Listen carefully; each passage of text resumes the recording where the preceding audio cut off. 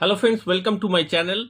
दोस्तों, इस वीडियो में मैं डिस्कस करूंगा बहुत ही इम्पोर्टेंट टॉपिक। जितना भी बैंक्स एम्प्लॉय हैं जो न्यू ज्वाइन किए हैं या ज्वाइन करने वाले हैं, जिसका नौकरी ऑलरेडी बैंक में हो गया है, काउंटर में काम करेंगे, तो उसके लिए वीडियो बहुत ही इम्पोर्टेंट है।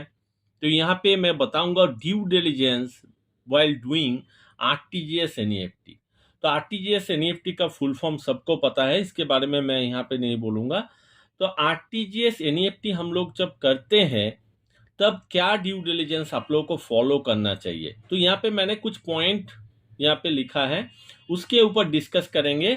और बहुत ही इंपॉर्टेंट चीज है, बैंक में हम लोग जो नौकरी करते हैं, very risky job, financial related कुछ भी काम है, बहुत ही रिस्की जॉब होता है। ठीक है, तो यहाँ पे देखिए मैंने जो पॉइंट आउट किया है, फर्स्ट पॉइंट को डिस्कस करेंगे, दैट इज फॉर्म। तो आरटीजीएस का एक फॉर्म होता है, ठीक है, आरटीजीएस एनईएफटी का एक फॉर्म होता है। उस फॉर्म में पहले आपको लेते वक्त, काउंटर के लेते वक्त आपको देखना है फॉर्म अटैच है कि नहीं।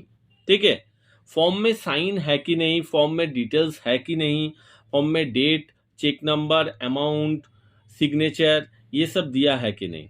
ठीक है, तो फॉर्म आपको कलेक्ट करना है। विदाउट फॉर्म में आप आरटीजीएस एनईएफटी कभी मत कीजिएगा।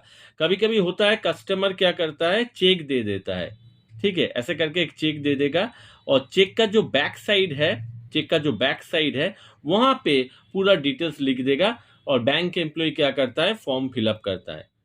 ठीक है, तो at the time of doing all this things, customer का कंसेंट होना वहां पे बहुत जरूरी है। आप खुद से कुछ मत कीजिएगा, वहां पे कुछ गलती होगा तो आपको ही पकड़ेगा।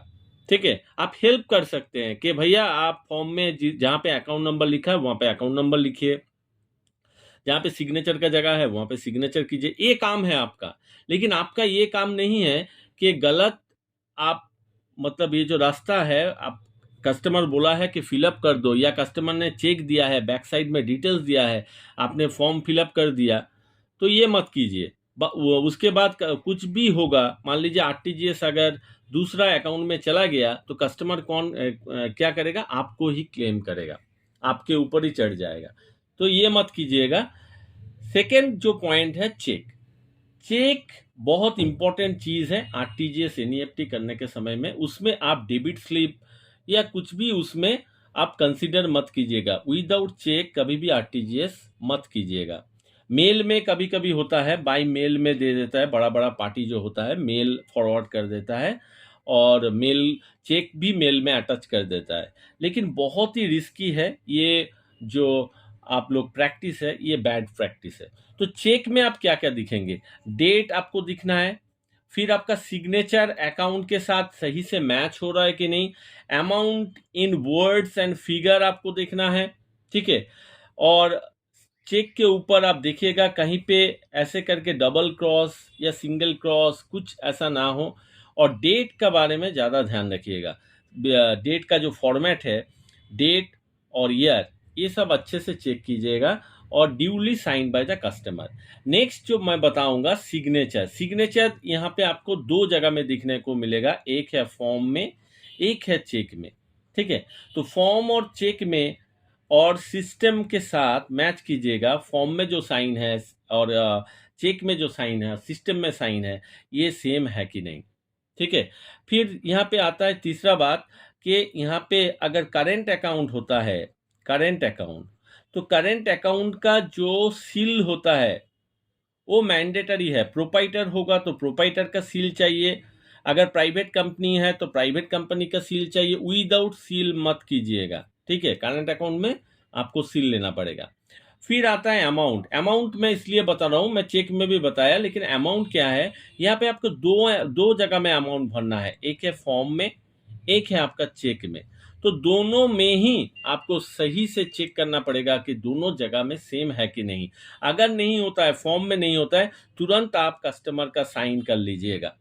ठीक है, और एक चीज है, फॉर्म में कहीं पे भी कुछ ऑल्टरेशंस होगा तो कस्टमर का साइन मैंडेटरी है, कस्टमर का साइन मैंडेटरी है। बाद में क्या बोलेगा, कस्टमर बोलेगा आपने चेंज कर दिया है। ठीक है, ऐसा भी बहुत सारा केस हुआ है, तो इसीलिए मैं ये सब चीज़ आपके साथ शेयर कर रहा हूँ। फिर आता है बेनिफिशियरी डिटेल्स, बहुत इंपॉर्टेंट है।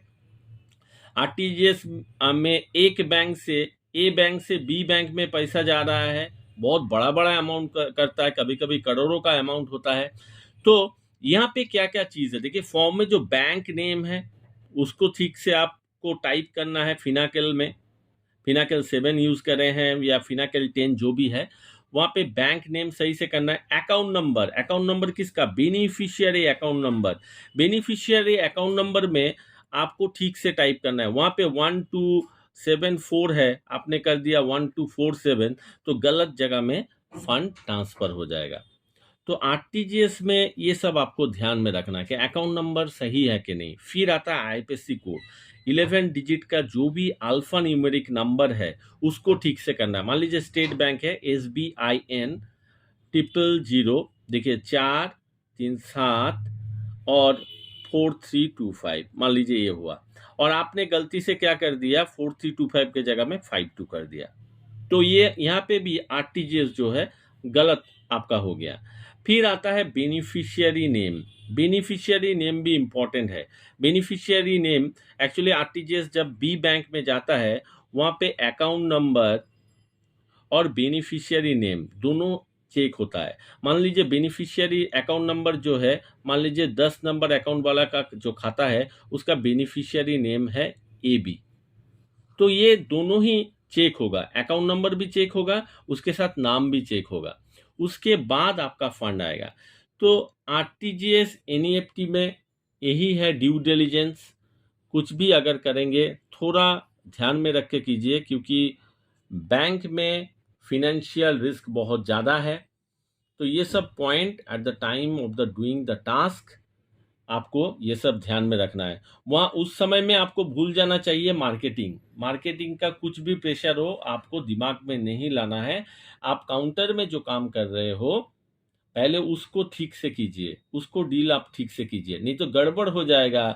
तो कौन जिम्मेदार होगा, एम्प्लॉय जिम्मेदार होगा। एम्प्लॉय के ऊपर पूरा आपका आ जाएगा। उसके बाद आप काउंटर में कितना बकबक किए हो, कितना मार्केटिंग के लिए प्रेशर दिए हो, ये सब कोई नहीं आपको देखेगा। मैनेजर आपको कुछ बोला है या फिर दूसरा आपका फैमिली का कुछ टेंशन है, वो सब हट के ये सब चीज़ ध्यान में रख के आपको काम करना है।